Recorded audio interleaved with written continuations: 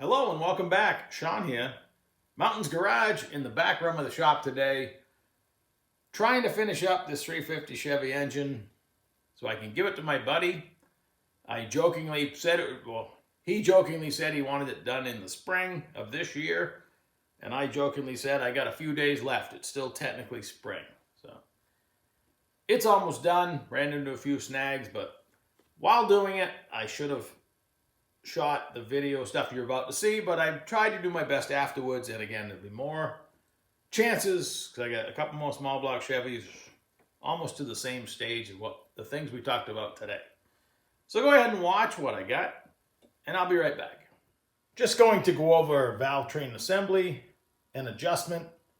You can probably just see my hands, and that's fine. Maybe my belly, I don't know.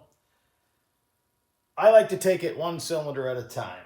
So ignore the fact that I'm finished the installation and I should have shot the video clip before I put the stud girdle and whatnot on, but you can use your imagination. Pretend we're assembling for the first time. Now you don't want to put the rockers and adjusters on with the camshaft lobe up. You want to be on the base circle of the cam, the back side. The way you get there is EOIC, exhaust opening, intake closing. So simple matter, I rotate the engine, I watch the lifters for one cylinder. Obviously this is the exhaust port, this is the intake port, so you can figure out which lifter does what. When the exhaust lifter starts to go up, I can adjust the intake rocker. I can install it and adjust it. When I install it, I make sure the lock, which is down inside the adjuster, is backed out enough that it's not going to hit the stud before we get to where we need to be. And that would become obvious if it's wrong. So I back this off. Now this doesn't have a lot of leverage. And you can have a T-handle, but still when you're done, you want the adjuster to stay in place. So in this case, we have a mechanical lifter, a solid lifter camshaft, and let's say I'm shooting for 18 thousandths clearance cold. What I like to do, take out the 18 and a 20, and I set it up. I put the rocker on, I lube everything up, I spin the adjuster down by hand without the wrench till I'm at 0, and this will actually hang right there, the 20 thousandths. I run the lock down as tight as I can get it with this little Allen wrench. And then I tighten the whole thing in one method, one movement with the wrench. So it's turning everything together. And now my 20 is pretty tight, but I can pull it out. But what I've actually accomplished is the 18 will fit right in. And that's how I do it. Otherwise, if you were trying to hit 18, you would never get this tight enough because you want your last motion with the adjuster to be tightening everything.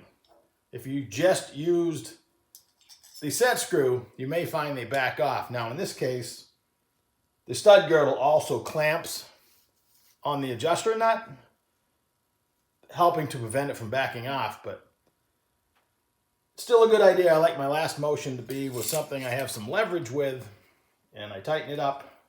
And you can usually nail it first time, leaving yourself 2 thousandths difference in the feeler gauges. And I just go cylinder by cylinder. You can do it chasing the firing order, and there's lots of ways to do it. I just like to do exhaust opening, intake closing, one cylinder at a time. And before you know it, you only have to do it 8 times, and you're done. So again, the exhaust lifter started to rise. I did the intake, and then I'm going to rotate the engine. And when the intake fully opens and starts to close, I'm going to do the exhaust rocker. Cylinder by cylinder. And I was using a feeler gauge because this is a solid lifter camshaft. If this was a hydraulic camshaft, it's even easier. You go down to 0 where there's no lash. You can't move the push rod. You can feel it because this adjuster turns really easy. There's no mystery. It's not like your stock rocker nut that's a lock nut. This is just free spinning, so you can bring it right down to what you can feel is 0. And then with a hydraulic lifter, you can be anywhere from a quarter turn beyond 0 to 1 full turn or more. So I like to go half a turn on a high performance if there is such a thing, hydraulic lifter engine. I know there is, totally. And my final motion, so I'll go down to half with the wrench, lock the lock, and then I'll just lock everything, and I've gone a little more than half, but it doesn't matter because we have such a wide range of adjustability. But I do want my last motion to be tightening both pieces. So pretty simple. This goes really fast. When I do the other two engines, I'm sorry I didn't do this while I was actually doing it, but we have many more opportunities coming up. And when you're all done adjusting the valves, now's the time to get ready for distributor installation. There goes the intake valve, which means we're going to be coming up on compression. Again, I'm watching with no intake. I can see what I'm doing.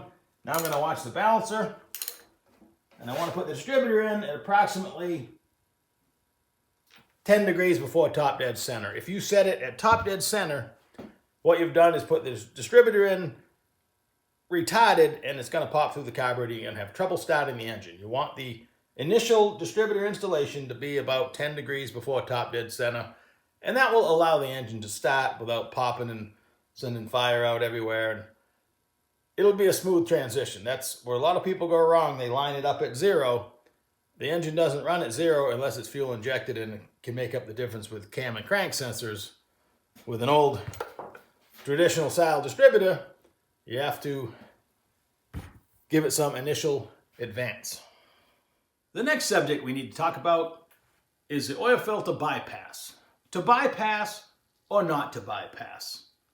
It's an innocent enough looking little piece. This is your oil filter adapter for a small or big block Chevy.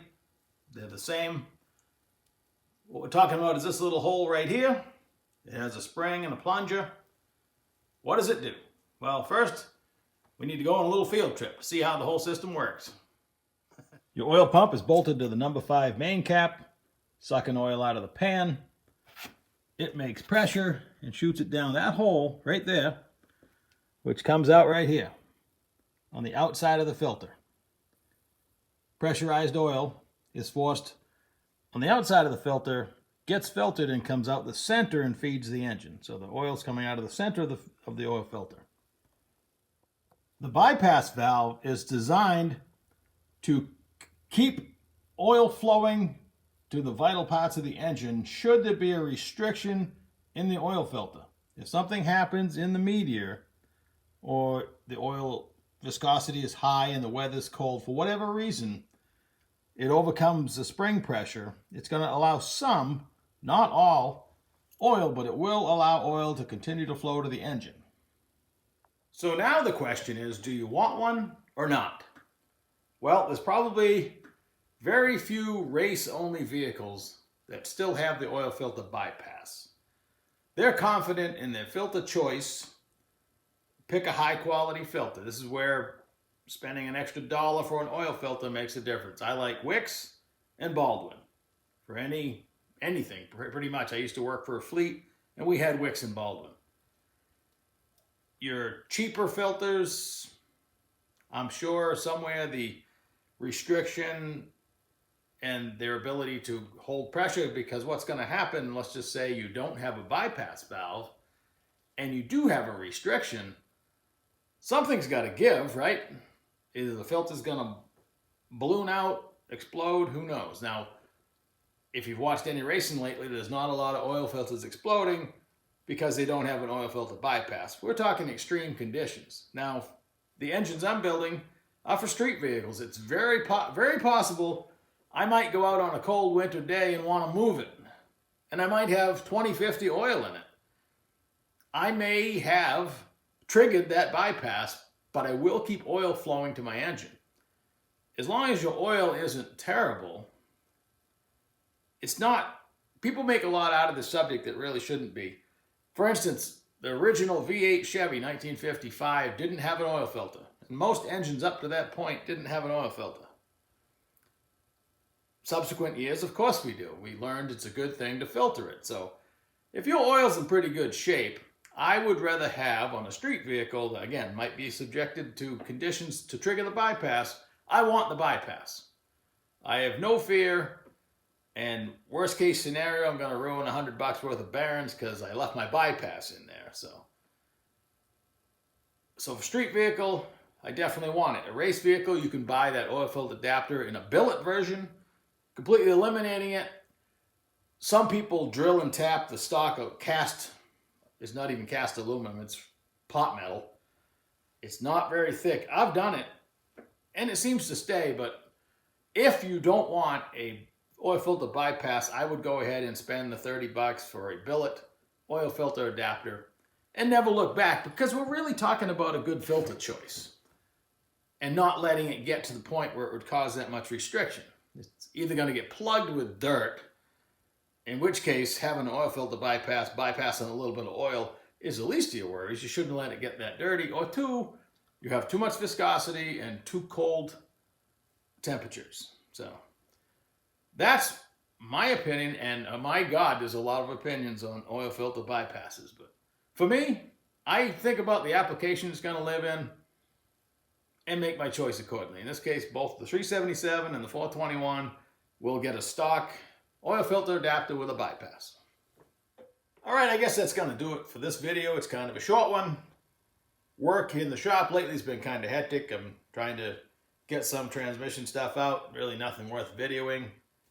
I can't continue to make the same video about a Turbo 400. I do have a power guide to check out this afternoon, but the engine stuff's a little different.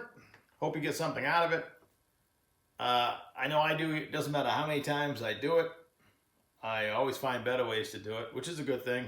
Streamline the process and still have a good result. Hope you're having a great week. It's Wednesday for me, and I'll catch you in a couple days.